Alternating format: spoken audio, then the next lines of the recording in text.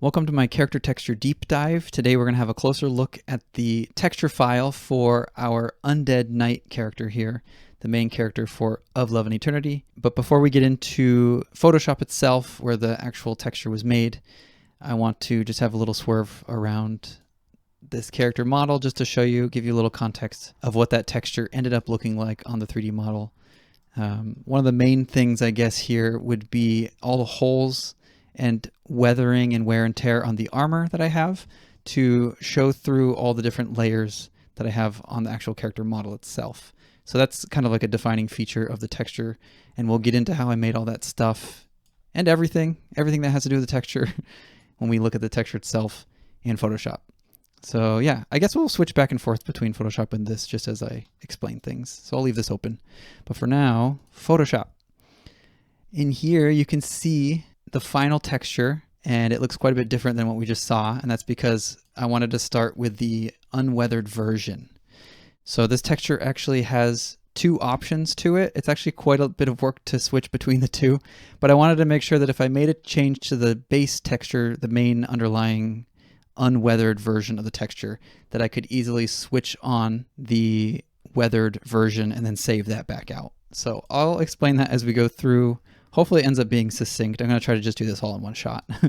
So anyway, this is the texture, and this is the file here. You can see in the layers that the first layer here is the UV export from Maya. And this is something I save out of Maya after the model is all finished, and I bring it into the file and I start adding the texture underneath it just so I can see where all the different shells are and where everything's going to go.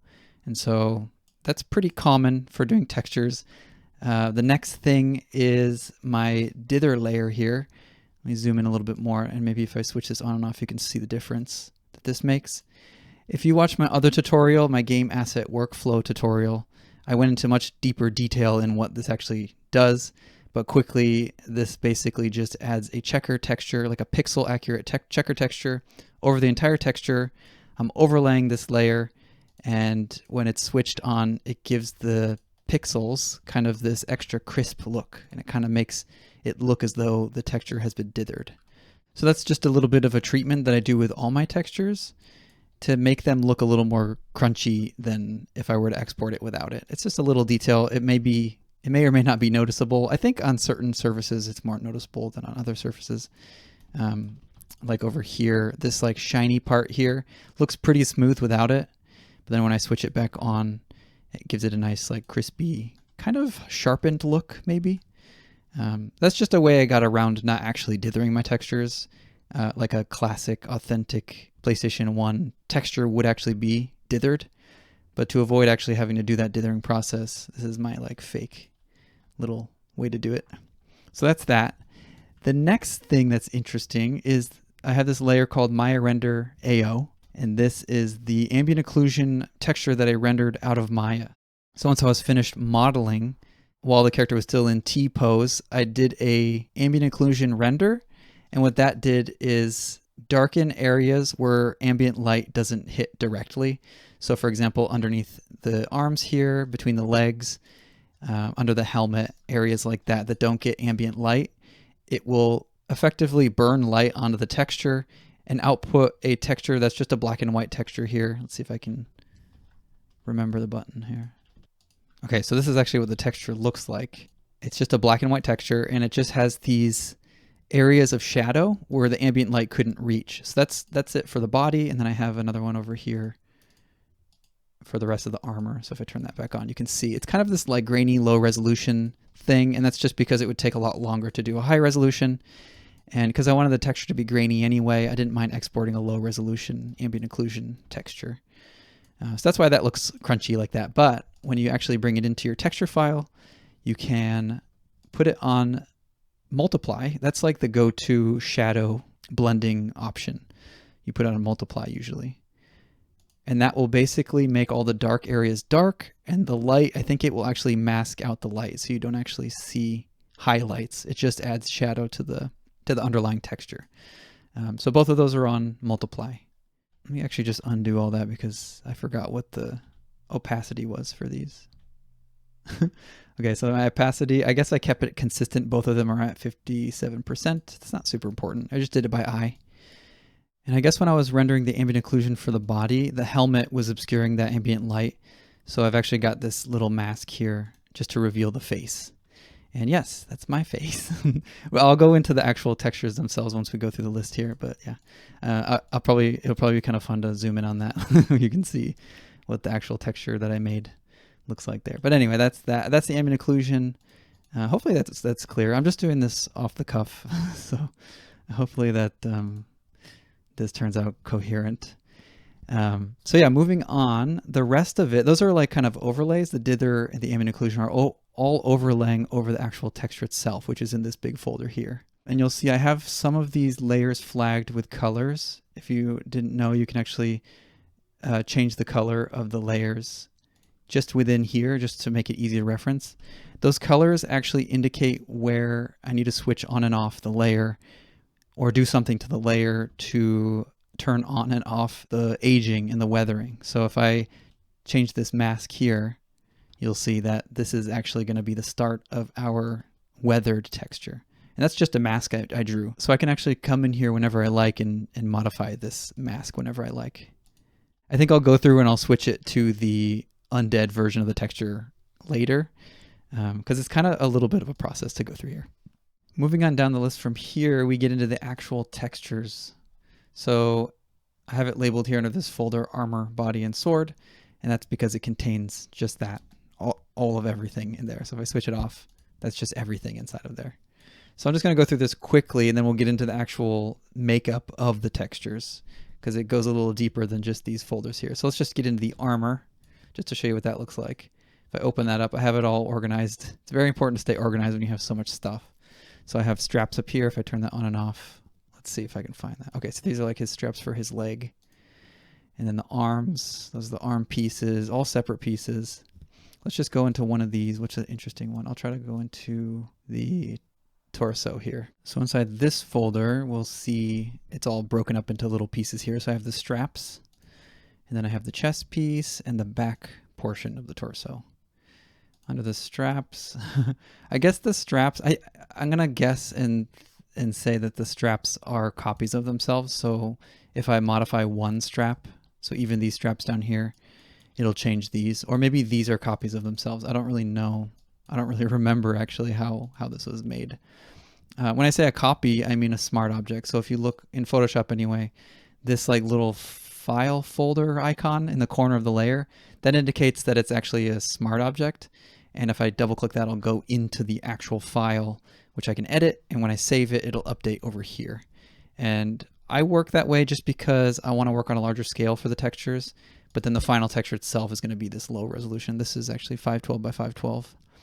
I think, so basically all the rest of the elements in here are set up that way. So there's these folders, and then underneath is going to be the actual smart objects. So the body is going to be the same way. See how I have it broken up over here? So I have the head is separate, and then the gloves and the shirt and all that, all separate. So I guess as an example, well, I kind of teased like my own face, so maybe I'll do that. Let's go into the head here. Oh, I have it split up even more. The neck. Okay, so the neck is a piece of clothing here. Okay, so the face. So I'm going to give you an example. This is a smart object I have. So I'm going to double click this, and it's going to open up the actual file where I have saved this awful picture of my face. This is a classic like stretched out face where Bianca took a picture of my side, and then my front, and then my other side, and then I've photoshopped it together.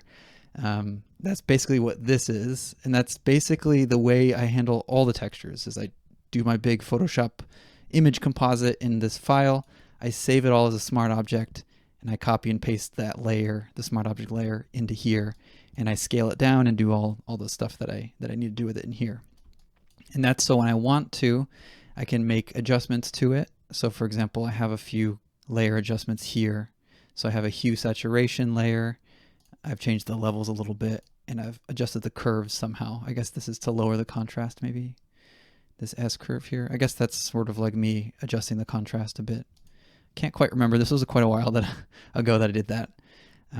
Yeah, that's pretty much it. If I were to, let me just for fun, we can see like, what's this here? Okay, so those are actually the UVs. Let's do something for fun here. Let's just see what this looks like. So this is like, I don't know if I did like content aware fill or something to get this hair to fill out this empty space here. It looks sort of like something like that happened, but maybe I also just copied and pasted stuff. Let's have a look here. Okay, look at me. This is a bit of an old picture. At least I had some facial hair for the whole thing. So I've added some stuff here. This is like, you know, it's the Photoshop compositing. Like you really just take pieces and stretch them around and make them do what you want them to do. Like this is just skin, probably from my face or my neck, that I just stretched across because that portion just needed to be neck skin, right? So that's how that was made. Let's put that all back on. I don't know, what else could I do in here just to look at it? I could see what I've masked here maybe. I guess I just masked off the top and the bottom so it kind of blends nicely through this hair texture that I've made. I can't remember how I made this. This just looks like I duplicated the back of my head or something. I think I just found like a nice piece of hair like on the back of my head or something and just duplicated it. There's no content aware fill happening here, even though I do use that technique in some of the other textures. So yeah, basically I would create the texture that I want. I think I would just select everything, right click, and then make it a smart object here. And then I would take that one layer that it produces and paste it right into here. That way when I make edits, I can work with this nice high resolution texture and I don't have to be like messing with, because look how low resolution it gets. Like this is, you can't work with this, it's impossible. Unless you're doing actual pixel art, which I'm not doing. That just makes it so much easier to edit. So anyway, that's fun. We're not going to save that. That's the head. Let's see if there's anything else interesting in here. It's all pretty much the same. That's pretty much it. I can take a look at like, let's take a look at the piece of this armor here. I'll open up the armor folder, go back down to the torso and the chest, and we can open up that and see what that looks like. Okay, so this is actually a texture that I found on, we can double click it. It's actually a smart object within a smart object. So let's see what that looks like. Okay, I don't know why that's it. Oh, you know what? I think I actually like manipulated it. That's why. Oh, it goes deeper. So the reason why you don't want to work like on such a small scale as well is because like actually creating these textures is quite a bit of working with layers and adjustments, and you know, I've stretched and squashed and moved things around to fit on the UVs the way I like. So like, as you can see, the actual composition I made, which is in this folder, has been stretched out. So I made a smart object out of it, stretched it to fit, and then I made my adjustments and stuff. And that way it like actually fits on the UVs properly. So this is like a stretched out version of this, which is a cropped version. Cropped, and what else did I do with it here? Oh, I actually changed the, okay, so maybe it'll help to explain to show the actual source image. This is the reference image I used. So I cropped it out. I adjusted the colors and everything.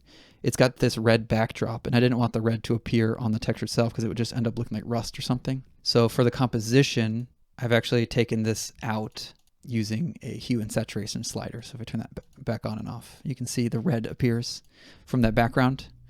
What was I even saying? This is like, it's so complicated in here that my mind just starts racing around.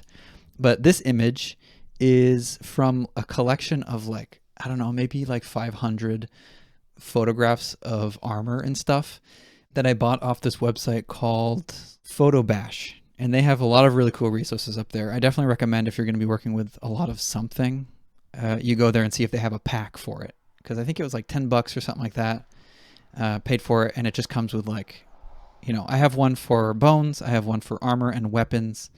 I think there's 2 of them that I have for armor, actually. Anyway, just a lot of really great reference material, and they're super high resolution. So if you zoom in, I could like, you know, you could take this little guy out of here and use that as a full texture for your stuff. So you can pull that out of there. So a lot of really useful textures on that website. It's called Photobash again. Definitely worth looking up if you can afford to get assets like that. So that's where most of my photo textures actually come from. So if you're wondering like, man, how did he create this, like, I don't know, this cloth or whatever? It's like, no, that was a photograph. I just edited it and made it, you know, squished it in there and stretched it and processed it to make it look like it fits on the character. So when you really drill down at the bottom of all this stuff, you reach the conclusion, which is this photograph. And that's where I started. So I started building off of that, making all these changes one by one. In Photoshop anyway, or I think any photo editing software, you want to work as non-destructively as possible. And that's why I do a lot of these like iterations. So like this is a composition here, and then I saved that as a smart object and I modified the smart object so that I can always go back to my composition, my original composition. And if I needed to change that, I could. So it's really important to work non-destructively and practice that. Make sure that you can always change anything without too much difficulty when you want to. And so that's one of the reasons why the file is so huge and heavy and full of layers and stuff, because everything here I can go back in and change every little thing. Let's look at the gloves actually. That's actually one of the things I did some more like Photoshop-y stuff with. So let's see if I can find the gloves. It's in the body, the gloves, and let's see. Okay, so there's like a little extra piece there. Then we have the leather itself. Let's start with the leather. Okay, so this is just a piece, a texture, a leather texture. Maybe it's part of a book or something. I guess nothing really too exciting there. I did a little bit of changing the colors. And then I have this like extra little guard piece here, this little extra padding. It's called Glove Extra here in the files. And that is actually, you know what? That might not be so interesting in the smart object. Yeah, it's just a copy of the texture. But what I've done to it is I've added some effects to it. So it has a drop shadow. So that's cool. That gives it a little bit of 3D. And then an inner shadow. I guess I'm using that as a highlight for the edges to make it look like it's been weathered around the edges there. So yeah, the cool thing about that is it's also non-destructive. It's not like I painted on top of this extra piece of the glove. I can always go in to the effects area and adjust these as I need. So if I wanted to change for whatever reason that small detail there, I could totally do that. So yeah, I guess that's one of the bigger takeaways is just working non-destructively. It's important. What else would be interesting to look at? I think the chainmail may be interesting. Let's try to find the chainmail of the shirt here. Okay, so in the shirt, no surprise, we have all the shirt elements. So at the bottom, underneath all the layers, we actually have this like padded shirt kind of texture. I guess that's, I should know the name of that. I can't quite remember off the top of my head, but it's like a protection from the armor. It's like an in-between the actual body and the armor, just to keep things able to move and not be so abrasive on the person's body. I wish I could remember off the top of my head what that's called. So that's kind of what that is inspired by. That's that shirt that he has. He also has it on his arms and also on his neck there on the head. That same texture just repeated. And then on top of that we have, let's see, the chainmail itself. This is actually, you can see that it's flagged red. And that's another indicator that I mentioned before, where if I switch these masks on, it'll turn into the weathered version, the aged version of his armor there. I'll get into that afterwards, but let's drill into the chainmail here. Just see what we have. I'm in the smart object, and it looks like we're dealing with a smart object within a smart object again. So let's see what's going on in here. There's some effects here. Oh, I have some drop shadow effect here. So that's adding a little bit of depth to that texture. And then I have 2 copies of this here. So let's go in to this smart object. And I think, yeah. So now we have the actual texture that I would work with if I wanted to modify this at all. We have some basic things here. I'm just going to put the background on just so I can see. Just changing the levels. I guess maybe it was too bright, so I changed the levels there. And then in here, let's see, I have this mask on. Okay, so I'm masking, this is like a repeating texture that I found. I'm masking it so it's a little bit weathered, missing some of the rings there. And so that's what that mask is doing. And if we go down more, looks like I have an alpha texture mask here, which makes it so you can actually see through the rings. And then under that, just like I suspected, I was thinking where I got this texture from, and it looks like I grabbed this from textures.com, and this is one of their like PBR high detail materials that they have there. Instead of downloading the actual material for like 3D Coat or ZBrush or something like that, or Blender maybe, you can actually just download the textures themselves, which is kind of nice. So I have the actual color texture separate, and then above that I downloaded the height map, which they had separately as well, and I'm overlaying the height map on the color texture. Let's actually, if I get rid of these masks, you might be able to see what these actually do. Let me turn all these off. Okay, so this is what the color map look like. It's just color. There's no like shadow or anything like that. And they can get this texture because they've created this material using, I think they've used 3D Coat or Substance Designer or something like that. So this is actually like a algorithmically created texture that someone did, which is kind of cool. So I just have the texture version of it, just the color. Then they have a height map, which I'm using to overlay to give it a little extra depth. I don't know if that actually shows through. Maybe it shows through with the mask on. Let's see. Yeah, it gives it a little extra depth there. I was wondering because I also have ambient occlusion, which also does that. That does it to a higher extent there. But let's continue on going up the chain here. So I have the roughness material or the roughness texture, and I'm applying that using hard light. I guess that just gives the depth a little bit of variation there. That's kind of cool. Gives the material a little like where it might be more shiny and where it's a little less shiny maybe. These aren't meant to be used this way, but this is how I'm kind of compositing them through Photoshop to give me a like color texture that kind of represents that higher detail material that they have on the website. So I'm not working with high detail textures or anything. I don't have Substance Painter, but I use these textures in a way where the final result is a nice color texture that has all these nice elements to it. The next one is a metallic map, and I'm applying this using the soft light blending mode. And that's kind of like a low opacity. I don't know what that's necessarily doing. Just lightening it, I guess. Maybe adding some highlights. Maybe we can look at this on its own. Just see what that looks like. Yeah, it's got some highlights and some dark parts and stuff. I guess that would be, yeah, it's metallic. It's showing like what's more metallic and what's less metallic. Like this ring here isn't very metallic. Maybe it's rusty or something. Anyway, I'm making use of that material or that texture. Anyway, and then the ambient occlusion one is probably like the biggest difference here, which actually adds some really nice shading to everything. And so when I mask it out, I think they also provide some kind of alpha mask. So that's what that is coming from.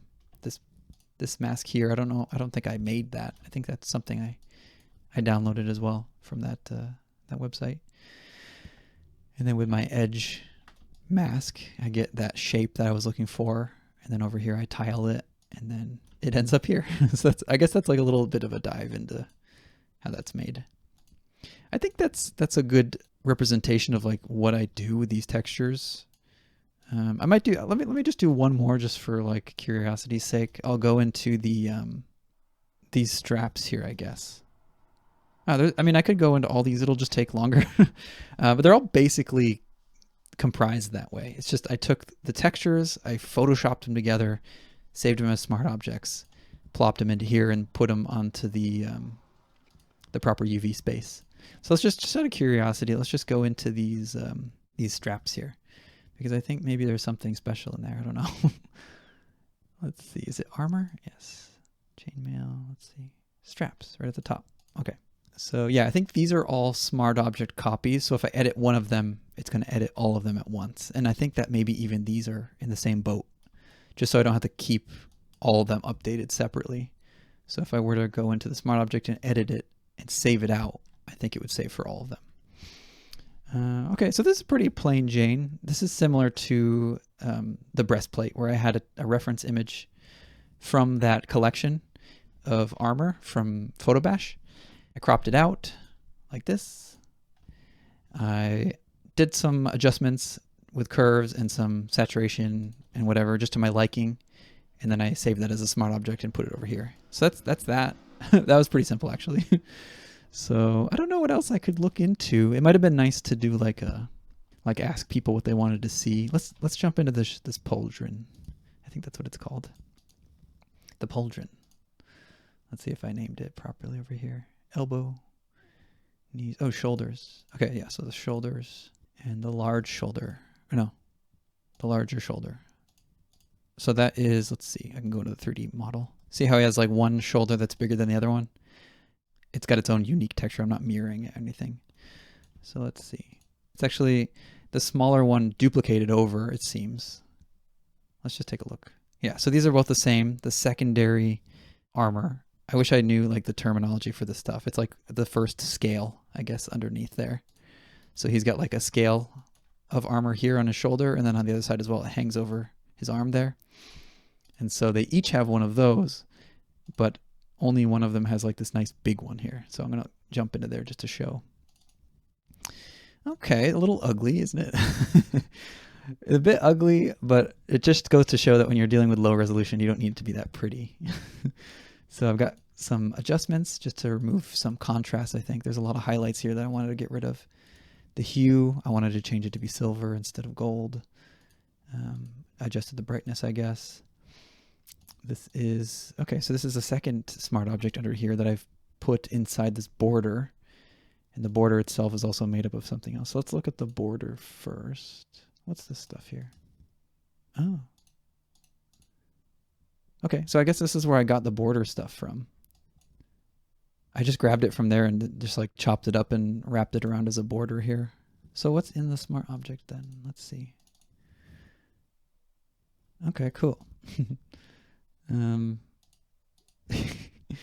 It's so, okay, I see. Okay, so I made like a composition here using those pieces. So I made like a round armor piece here out of my reference images, which was here. I guess I duplicated it and mirrored it, and that way I got a nice arc shape. And then added a bottom piece to it. Fixed up some thingies here. This is like so ugly up close, isn't it? And then I added rivets. I do this a lot. I'll go in and I add rivets or nails or something, and no one will ever notice that that's like, you know, I added a shadow to it and everything. So like if you go on one of these rivets, you can see there's a drop shadow effect on each of them. Just to make it look decent. And then when you get it over into the actual texture, so this smart object here is a composite of two smart objects. That's why it's in its own smart object here. And then when you save that out and then throw it over here, it honestly doesn't look that good, but at this distance, it still looks like a real thing, like it exists as an actual thing. And then what helps is once it gets wrapped around the 3D model, like no one will ever know what's happening there anyway. Oh boy, the like dirty details that you see up close, getting too close to these things. Anyway, so now I think that's pretty thorough. I will switch it over to the undead version just to show you like what that looks like and the different things that I did to get to that point. And I think that'll be it. So let's just go through here. I'll try to figure this out as I go. I couldn't mark this folder as red, even though it does need to be changed. Because when you mark a folder as red, everything underneath it becomes red. So I just remembered that this mask here, and I even wrote age mask on off.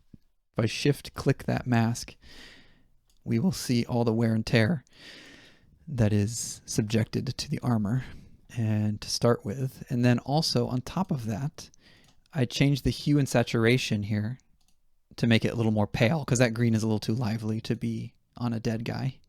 So that kind of desaturates everything. And then I also added, not too long ago actually, I went back and added this extra overlay. I thought he looked a little clean. So I added this like grunge texture. It's like a moss texture, I think. So if I click in there, yeah, it's one of my like moss textures. I think it's just tiling a couple times here. Let's see, what is happening here? Okay. So I wanted it to be a little more dense. So I copied it over and over again, but the actual texture is this. Okay. Yeah, just a picture of a rock, and I've tiled it using a method of tiling that I don't know if I should get into right now. But basically getting rid of like these anomalies, like this would show up really easily. I think this is a texture I use in the games. That's why I have it. But yeah, when you're tiling stuff, you want to get rid of the unique elements of it and just make it look kind of uniform. Anyway, so I did that, and I saved it like that as a smart object. And I put it over the entire thing, and it gave all the elements of the armor, everything here that's visible, this like little extra moldy kind of grungy look to it, which I think worked out nice. I am overlaying it with hard light actually. So just a different mathematical equation to make it look, ooh, I could even make it vivid light and it kind of looks even more crispy. So that's that. I turn those on, and then I come into here, and the way I have it organized is any folder marked with a star is going to contain an aging element. So I'm going to go into armor, go into chainmail because there's another asterisk there. And then here I have orange. Orange means to switch it, I think. Okay, so that's switching the shadow for, I think the shadow that appears on the chainmail, I think. And then I also want to turn this on. Yeah, so this is a little extra weathering for the skirt there. And I think I had to do that because I want the shadow to actually show up. Even though I'm changing the mask, I still want the shadows to be like, yeah, okay. So I can't have that shadow be the way it was before because it doesn't indicate where the tears are. So I need this one. It's got unique shadows. I think it's this one. Let me see. It's all named here. Change shadow, age alive. I want that off. I want the age dead on. It's pretty complicated, but luckily I only had to do it like a few times. I don't go in here and edit this anymore, really. So it's not the big deal. So I'm going to keep drilling down. The body has some stuff too. Let's look at it. And it is the shirt. Okay. So I want to turn these all on. Okay, so this is like chainmail getting ripped here. Yeah. Going through the shirt. And that way we can see all the way through to the skeleton. So that's the aged version. I think that's everything. I don't think the sword undergoes any aging other than the overlay texture. Close it all up. And so yeah, now it's the same texture, it's just using masks now, and all I would have to do is just save it out as a separate texture, and I'd be all set. So yeah, I just did that to make sure I didn't have to make 2 changes every time I wanted to make one change to the texture. For example, if I wanted to change a position of like a strap or something, I didn't have to go into a completely other file to change that. I could just work from this and this alone. It makes it really heavy. What also makes it really heavy is all my actual textures are huge because I'm using that texture pack. So let's see if I can find another. I guess I'll go into the helmet because maybe some of you are wondering like what the helmet looks like. What the helmet looks like. Where's that's in the armor and helmet. Because yeah, I used a real picture of a real helmet, right? And I just kind of made this texture out of that. Let's see. This is just duplicating on this very file. Oh, what's this? Okay, a little bit of masking happening there to fix it up. And this is the bottom part. So yeah, these are just duplicated copies of the smart object, each of these halves. So I guess I'll start with the face. Let's go in there. Yeah, so this is just a profile image of a photograph from that collection that I was talking about. And I've adjusted the colors. There's a lot of like shiny stuff on the armor, and I wanted to dull that down a little bit so it wasn't too distracting.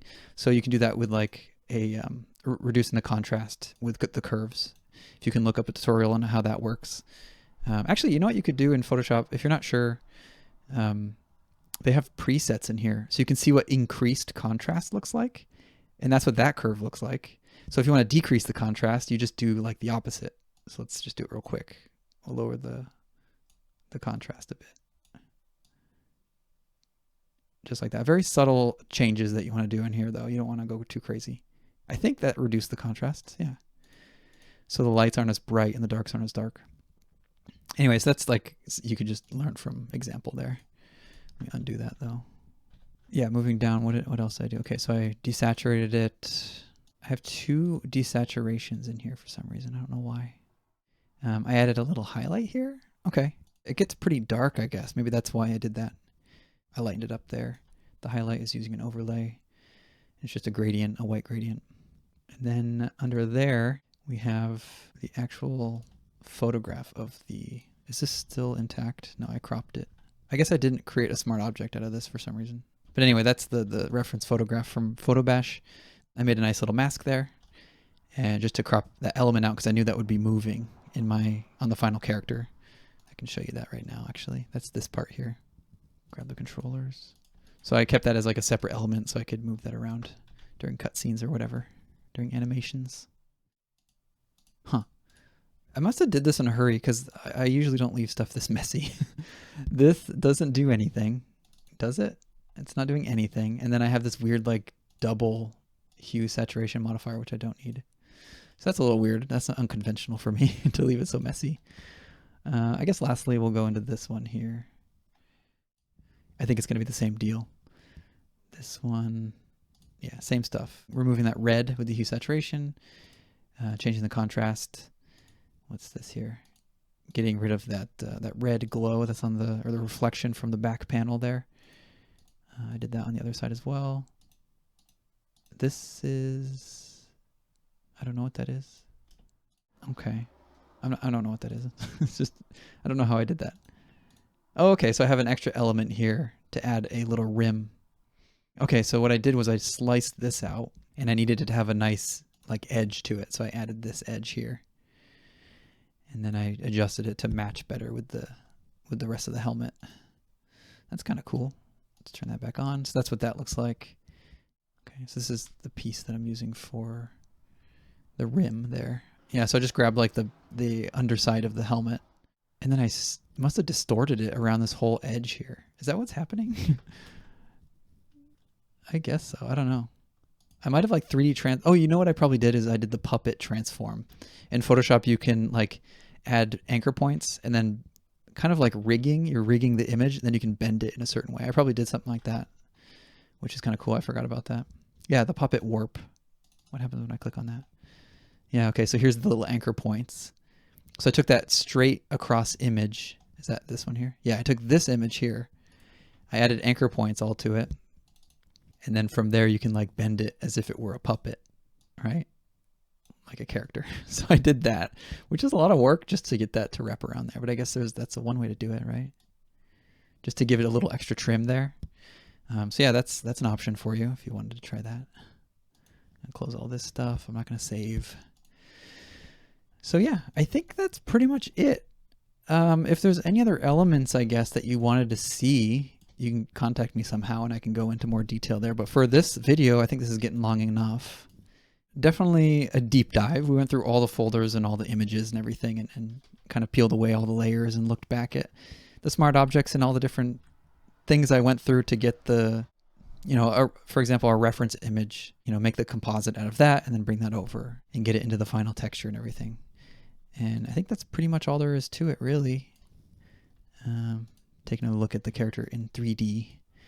So when you're all done and you get it onto the character, it kind of looks a lot better than it does on the flat surface. And you can forgive a lot of the missing details or some of the ugly parts of it. Like I said, I wasn't really happy with what that shoulder looked like, but on the model, it all kind of works together to make it look consistent and believable. So yeah, I think there's enough like context, like visual context for the swatches of color and texture to make it all the more believable. So even if your texture doesn't quite look that good on paper, like on the flat texture, once you wrap it around a 3D model, that's all the context the person needs to understand. Like, this is what this is supposed to be, and buy into it and believe it. And yeah. So anyway, I don't know what else I could say. That's what my textures look like. That for the most part, I think all the character textures are using a similar thing. I think I will leave it at that. Hopefully that was satisfactory. I kind of just talked for half an hour or however long it's been, and hopefully it made sense and you could get something out of it. So yeah, that's that video. Until next time, thanks for watching, and I'll see you around. Bye.